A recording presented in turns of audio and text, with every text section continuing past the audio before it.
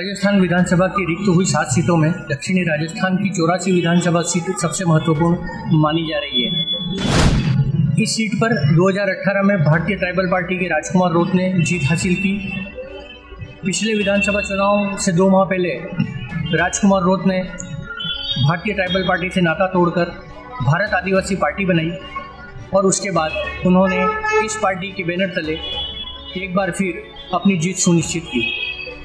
विधानसभा चुनाव के 6 महीने बाद लोकसभा चुनाव हुए।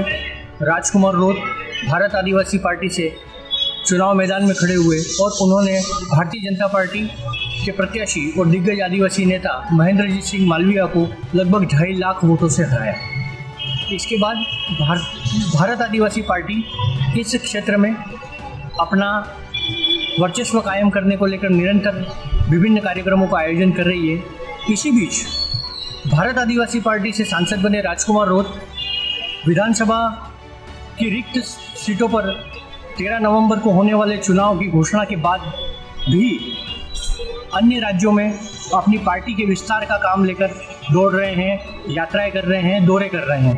अभी उन्होंने छत्तीसगढ़, उसके बाद झारखंड और इससे पहले महाराष्ट्र के जलगांव में भी कार्यक्रम आयोजित किया।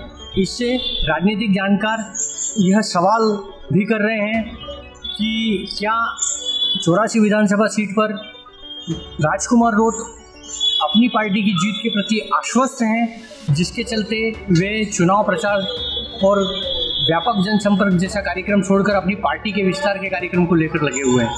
उल्लेखनीय है कि इस विधानसभा क्षेत्र में 70% से अधिक मतदाता आदिवासी हैं और पिछले विधानसभा और लोकसभा चुनाव में आदिवासी मतदाताओं और विशेष रूप से युवाओं का रुझान भारत आदिवासी पार्टी के प्रति दिखा है।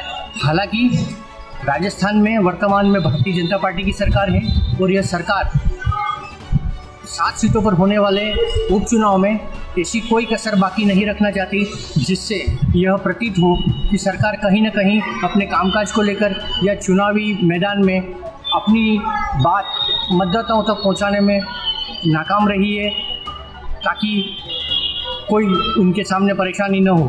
लेकिन जहाँ तक राजकुमार रोत का सवाल है, वो अपने युवाओं के बूते इस चुनाव में एक बार फिर मैदान में उतरने वाले हैं पार्टी की ओर से। हालांकि अंतिम नाम तय नहीं हुआ है, लेकिन सबसे ज़्यादा जो चर्चाएं हैं वो पोपट लाल खोखरिया के नाम पर हैं। इसके अतिरिक्त कांग्रेस की ओर से ताराचंद भगोरा, जो पूर्व सांसद रहे हैं, उन पर पार्टी विचार कर रही है। वहीं भारतीय जनता पार्टी ने 2 बार पूर्व में चुनाव हार चुके लेकिन पूर्व में राज्य मंत्री रहे सुशील कटारा को अपना प्रत्याशी बनाने का मानस बनाया है। हालांकि तीनों नामों पर किसी भी प्रकार से अंतिम मुहर नहीं लगी है। ऐसे में देखना है कि क्या 84 विधानसभा सीट पर होने वाले उपचुनाव में भारत आदिवासी पार्टी एक बार फिर कब्जा जमाती है या भारतीय जनता पार्टी या कांग्रेस को किसी प्रकार का मतदाता समर्थन देते हैं। हालांकि यह भी सोचने वाली बात होगी कि लोकसभा और विधानसभा चुनाव से पहले भारत आदिवासी पार्टी ने अकेले ही चुनाव लड़ने की घोषणा की थी। लोकसभा चुनाव में कांग्रेस ने बाहर से समर्थन दिया, हालांकि कांग्रेस का प्रत्याशी चुनाव मैदान में रहा। लेकिन अब उपचुनाव में एक बार फिर भारत आदिवासी पार्टी के प्रदेश अध्यक्ष मोहनलाल रोत ने यह कह दिया है कि पार्टी अपने स्तर पर चुनाव लड़ेगी। कांग्रेस यदि समर्थन देना चाहे तो दे सकती है। वहीं कांग्रेस के प्रदेश अध्यक्ष का यह कहना है कि जो गठबंधन लोकसभा चुनाव के दौरान किया गया था, वह गठबंधन इस उपचुनाव में नहीं होगा। ऐसे में 84 विधानसभा सीट पर होने वाला चुनाव रोचक होगा और सबकी निगाहें उस ओर टिकी हुई है। राजस्थान फर्स्ट के लिए मृदुल पुरोहित। इस तरह की और वीडियो देखने के लिए हमारे YouTube चैनल को सब्सक्राइब करें और बेल आइकन को दबाना ना भूलें। यदि आप हमारा वीडियो Facebook पर देख रहे हैं तो पेज को लाइक और फॉलो जरूर करें। हमारे अन्य सोशल मीडिया पेजेस से भी जुड़ें।